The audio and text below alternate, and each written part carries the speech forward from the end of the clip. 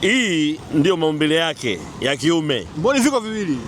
Tushazoea ni kimoja moja. Hapana, papa amepewa mbili. Papa kapewa mbili kwa sababu anatumia kaskazi na kusi. Kawaida samaki huwa anazalia mdomoni. Lakini papa anazalia kwenye uke wake, papa jike. Miezi 6 ya mwanzo anatumia hii. Hii inakuwa imepumzika. Okay. Miezi 6 mingine anatumia hii ya pili. Bwana, hayo ni maajabu ya papa. Kwa mtu ambaye hamjui papa. Bwana, huyu ndio papa. Huyu ndio papa. Huyu ndio papa. Papa ndio huyu. Huyu. Muoneshe papa. Huyu ndio papa. Kwa mtu ambaye hamjui papa, waelezee papa. Huyu papa.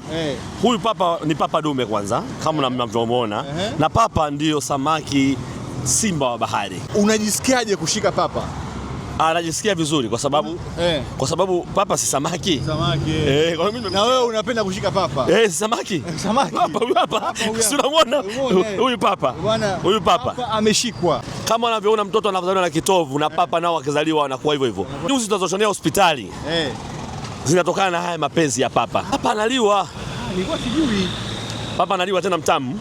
Na hususan katika huku wenzetu huku Asia kwenye baridi kali wao wanatumia sana mpaka haya mapenzi yake wanatumia kufanya supu.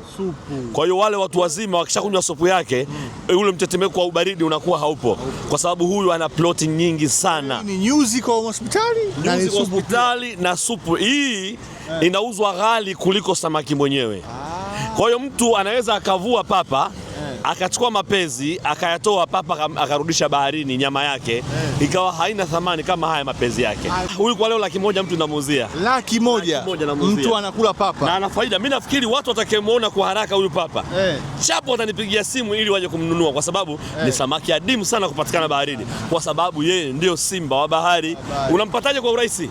Na ni mkali, na ukimwangalia hivi haya meno yake hapa, meno yake naogopa hata kuyashika. Umeyaona haya? Hayo meno hayo. Bwana, meno ya papa. Meno ya papa. Papa na meno. Papa na meno. Bwana, papa na meno. Wewe unasubiri nini kuja kumwangalia papa, kumshangaa papa? Unaruhusiwa uje.